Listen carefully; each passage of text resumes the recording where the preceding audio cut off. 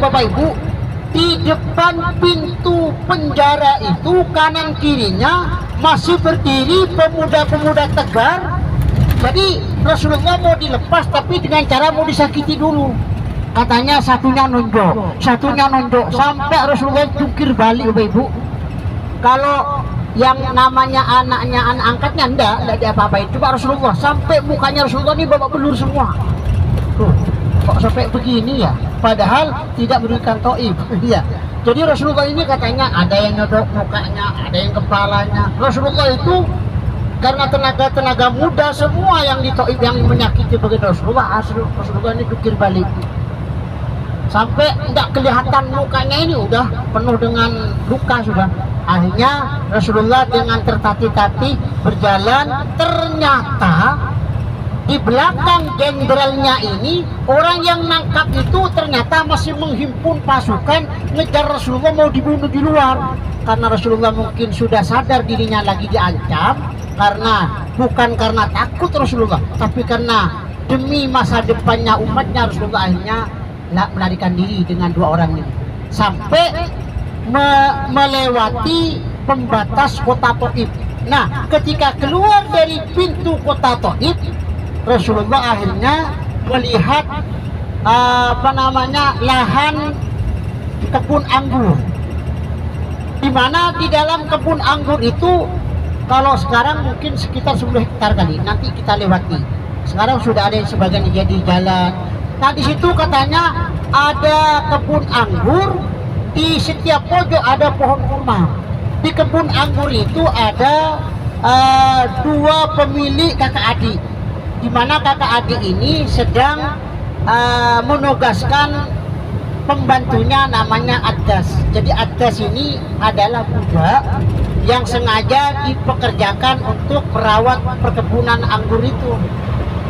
Jadi melihat ada orang masuk di situ, Rasulullah langsung masuk ke tengah, masuk ke perkebunan. Sementara orang Taif kalau masuk ke perkebunan itu merasa takut. Kenapa? Karena yang punya perkebunan itu orang kaya di kota Taif. Bahaya kalau sampai itu tuh orang yang gila yang masuk ke sana tuh. Ya, jangan ke sana, jangan. Ada orangnya kan. Jangan. Ada pemilik kebun nih. Bahaya nanti kalau kita ke sana. Karena kita semuanya ini punya ini dan segalanya dari dia. Jangan. Hanya Rasulullah masuk. Kemudian Rasulullah nempel ke sampingnya gunung, Rasulullah akhirnya curhat kepada Allah. Curhatan Rasulullah ini yang membuat langit bergetar. Seluruh para malaikat pada terkejut semua mendengar curhatan Rasulullah. Apa kata Rasulullah? Ya Rabb, hambamu saat ini ya Rabb, hambamu ini mau diserahkan kepada siapa hambamu yang lemah ini ya Rabb? Apakah mau diserahkan kepada teman yang tidak tahu diri?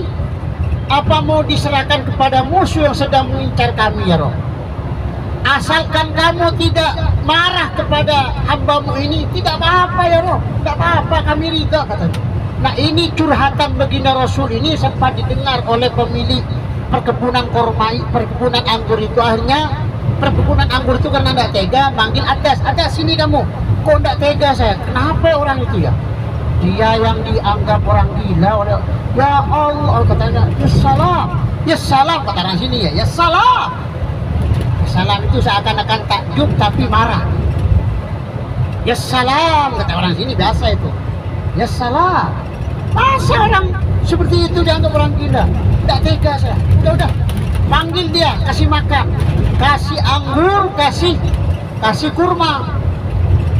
Pada saat Rasulullah lagi curhat kepada Allah, tiba-tiba di atas gunung itu sebelum orang pemilik pohon anggur, pemilik perkebunan anggur itu sebelum manggil Adas, Rasulullah lagi curhat di samping gunung itu. Ternyata orang-orang kafir yang ngejar Rasulullah tidak tinggal diam, malah naik ke atas gunung karena mau masuk ke perkebunan, takut sama orangnya. Naik ke atas gunung, di situ Bapak Ibu ada batu segede ya seperti separuhnya bus ini kali ya. Akhirnya rame-rame yang namanya batu itu didorong agar jatuh ke bawah biar kena Rasulullah.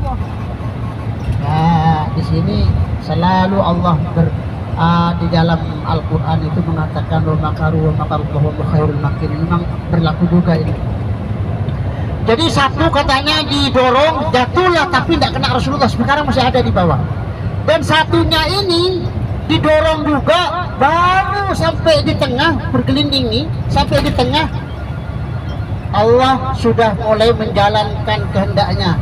Batu tidak boleh kena Rasulullah, akhirnya batu itu keganjel. Mungkin batunya yang besar seperti separuh nyapis ini keganjel batu seperti ini tuh. Padahal menurut akal manusia batu itu mestinya tidak bisa mengganjel ini, mestinya itu jatuh. Tapi sampai sekarang masih ada ini, seperti melayang aja batu itu. Jadi begitu Rasulullah sudah aman selamat, orang kafir akhirnya karena tidak berhasil, akhirnya pada pulang ke rumahnya masing-masing. Maka curhatan Rasulullah akhirnya didengar oleh pemilik kebun anggur. Akhirnya Adas dipanggil. Rasulullah akhirnya karena sudah aman keluar dari samping batu itu. Sementara curhatan Rasulullah di samping batu itu sekarang dibikin masjid, namanya Masjid